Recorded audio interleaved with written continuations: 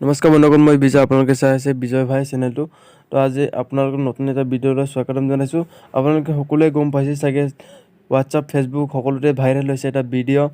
আদ্যাশ্ৰী উপাধ্যায় নামৰ ছোৱালীজনীয়ে dance India dance little চেম মাষ্টাৰত seat পাইছে নাচিবলৈ। তো অসমৰ বাবে গৌৰৱৰ কথা, আৰু আমাৰ ধেমাজি ডিষ্ট্ৰিক্টৰে হয় ছোৱালীজনী। 5 বছৰে হৈছে মাত্ৰ ছোৱালীজনী।